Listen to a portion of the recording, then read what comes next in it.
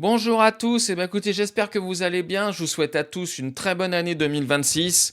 Évidemment, 2025 restera historique pour le Paris Saint-Germain avec la saison exceptionnelle qu'on a fait. Si on pouvait avoir une saison, je ne vais pas dire aussi grande parce que ça m'étonnerait qu'on fasse deux fois la même, mais une belle saison pour 2026, ça serait juste génial. Donc on se retrouve aujourd'hui pour parler donc du match de demain entre le Paris Saint-Germain et le Paris FC. Donc ça y est, on y a enfin droit à notre derby parisien. Donc le derby le plus proche en termes de distance entre deux stades. On a juste une rue entre le Parc des Princes et le stade Jean-Bouin. Donc évidemment, match très important pour le Paris Saint-Germain demain, pour reprendre la compétition et démarrer l'année 2026 au top. On sait aujourd'hui que tout le monde est là. Je crois qu'il n'y a plus de blessés. Hakimi, bien sûr, est à la CAN avec Mbaye, donc il n'y a pas de souci. Les deux sont qualifiés pour les huitièmes de finale, donc c'est très très bien pour eux. Espérons qu'ils aillent le plus loin possible. Ça, c'est une certitude. Au niveau donc du match de demain, Paris Saint-Germain, Paris FC. Donc aujourd'hui, on sait que ça sera donc à 20h45 sur Ligue 1+, et on sera arbitré par Benoît Bastien. Au niveau des performances des deux équipes, donc Paris, sur les 5 derniers matchs, reste sur 3 victoires et 2 nuls. Donc victoire contre Rennes 5-0, contre Metz 3-2 et contre le petit club de Fontenay Foot 4-0 en Coupe de France. Et un match nul contre Bilbao 0-0 et contre Flamengo, mais qu'on a quand même gagné pour la Coupe intercontinentale, un partout. Et de l'autre côté, on a le Paris FC qui reste sur ses 5 derniers matchs, une victoire, 2 nuls, 2 défaites. Donc défaite contre Lille 4-2 et contre Toulouse 3-0, ça fait mal. Match nul contre Auxerre 1 partout et contre Le Havre 0-0. Et une victoire en Coupe de France 3-0 et je ne sais pas contre qui c'était. C'était contre Raon l'Étape. Voilà. Donc au classement, Paris Saint-Germain est donc deuxième, ça n'a pas bougé, en sachant évidemment que Lens a gagné hier 3-0 sur au Stadium de Toulouse, donc victoire impérative du Paris Saint-Germain demain pour ne pas être distancé, et le Paris FC est 16e, et 14e avec 16 points. Donc voilà, donc 16 matchs, 4 victoires, 4 nuls, 8 défaites déjà pour le Paris FC, et 11 victoires, 3 nuls, 2 défaites pour le Paris Saint-Germain. Donc en termes de classement à l'heure d'aujourd'hui, donc Paris a 4 points de retard sur Lens qui a joué hier. Donc évidemment à gagner impérativement demain pour rester à la hauteur des Lensois.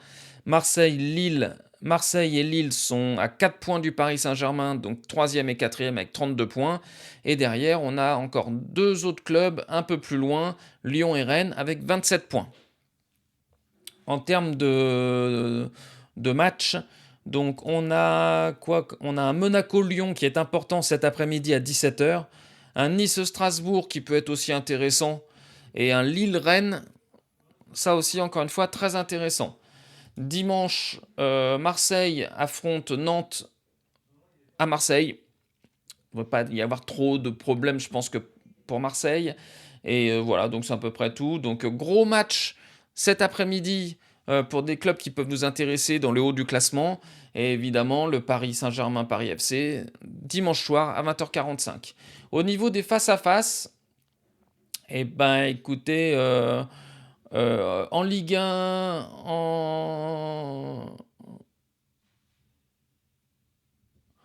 le Paris Saint-Germain a affronté le Paris FC simplement en match amical le 16 décembre 2022, match amical des clubs.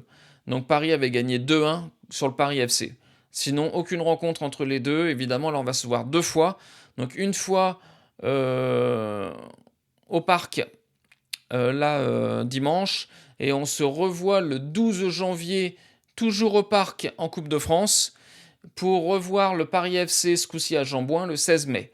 Voilà, donc ça c'est les prochains matchs. Donc évidemment, moi ce que j'attends de ce match-là, c'est le retour à la compétition, on reprend le rythme, on essaye de faire une bonne prestation. Je pense que ça a fait beaucoup de bien aux joueurs de pouvoir se reposer un peu, Ils ont dû recharger un peu les batteries. Je sais qu'ils ont eu des choses à respecter pendant leurs vacances. Ils ont repris l'entraînement depuis une semaine. Donc voilà, donc j'espère que tout est bien, que tout le monde est en forme. On va en avoir besoin parce que la deuxième partie de saison est toujours très compliquée, très longue, très dure. Surtout qu'en plus, à la suite, il y a la Coupe du Monde qui arrive donc aux États-Unis. Donc voilà, donc grosse saison encore qui attendent les joueurs.